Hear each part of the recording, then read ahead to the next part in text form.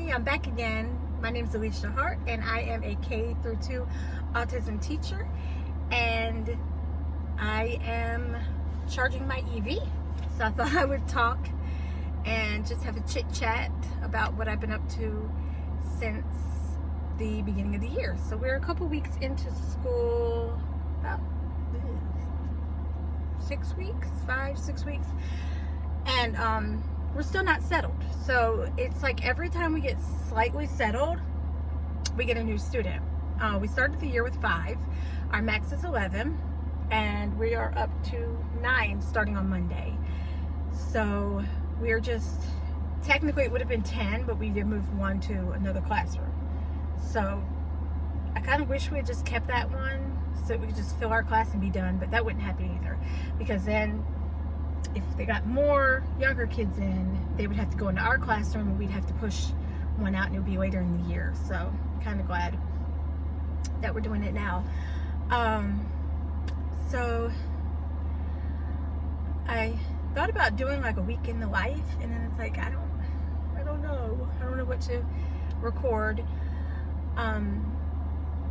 Today we had kind of a long day, but it actually was not as bad as it could have been. We have one student who is probably not going to be staying in our room after she gets evaluated. She just hasn't had an evaluation yet, and so she's on an emergency 504 plan, placed in our room until she's evaluated and placed in the correct placement.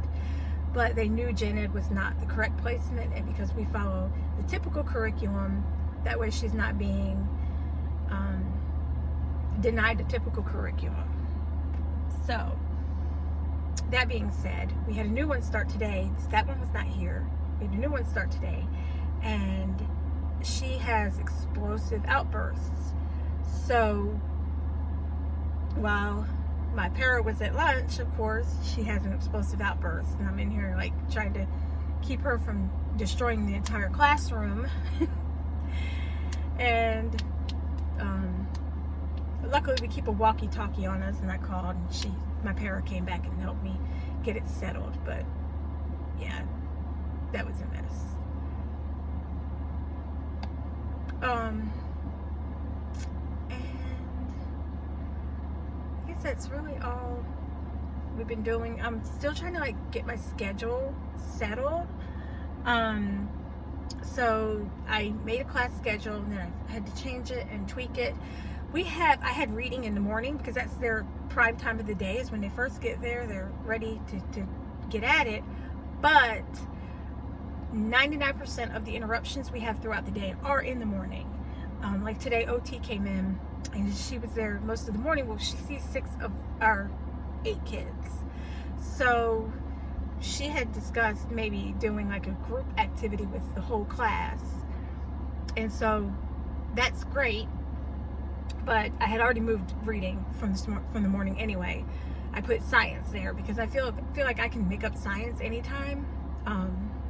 My background now, after last year being a STEM teacher, my background kind of includes a lot of, I have a pretty good repertoire of science activities, and I understand the standards better. So that's one that I feel like I can just kind of plug something in. Social studies too, like you can kind of plug those in. And reading is something they really need. So I put math between outside time and lunch, and I'm not liking that. And reading is in the afternoon. So math is probably going to be put back in the morning before we go outside. And then, like, if we're not finished, we just won't go outside until we're finished, because we need to make sure we get to the math. And when we go outside and come in, like today we had one that's struggling to come in and lagging, and we were waiting, and so we got in a little later. By the time we got in, we had time to watch a Jack Hartman 1-1-20 video, and then it was time to go, which I can do that. I can incorporate math into parts of the day, because I always do. I do that as my warm-up, but we could always use that as part of the math block, but have it between outside time and lunch.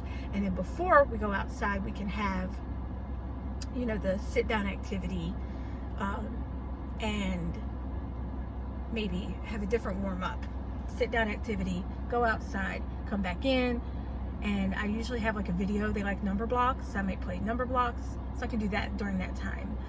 Also, I could do number blocks in the afternoon during our sensory time, so I can incorporate some math into what we do, because they actually sit and watch and listen to number blocks. They don't necessarily sit and watch and listen to me. So I try to be really creative about the way we do things, and sometimes that's what you have to do, is just be creative about how you fit it all in. Like, technically I could put science during sensory time and just do videos,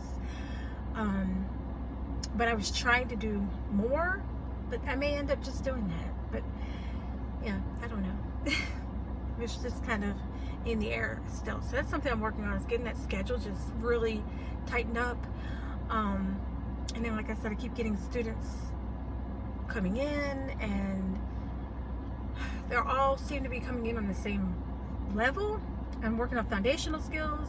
So it's like, well, if you haven't had your foundational skills, now I've already taught the foundational skills to this group of kids, and then I have to go back and teach foundational skills to this one. And that's the downfall of having a special education classroom, is, especially when you're not full at the beginning of the year, is that they fill you up throughout the year. So you get settled, boom, there's another child, everybody has to figure out where they fit in. You get settled, boom, there's another child. And then we're doing this little moving thing, and it's not working. The child we moved is still not settled into the new classroom. And so that kind of adds to our stress, is me and the para, because we sent her there, you know? So yeah. So that's the day in the life of the autism teacher, right? So I do have a meeting on Wednesday that I may get on and talk about, and I have a training on Thursday that I should probably get on and talk about. So those are some things that are coming up this week that I may wait till Thursday and talk about both. Wednesday is kind of a discussion with a parent in the ABA center, and trying to figure out how we're going to work all this out, because we're having behaviors due to the transition to go to ABA. So we're going to have that meeting, and then Thursday is the Autism Consortium training, and it's from 1 to 4. So that one, I'm not sure what to expect, but I'm supposed to be with a whole bunch of autism teachers, and it should be interesting and hopefully enlightening, and hopefully it won't stress me out by finding out that all these people don't know what they're doing. But I will talk to you later. My car is ready to go, and I'm going to stop and get a Dunkin' coffee and probably a donut, because I'm stressed to the max. And I shall see you all in the next one. Bye.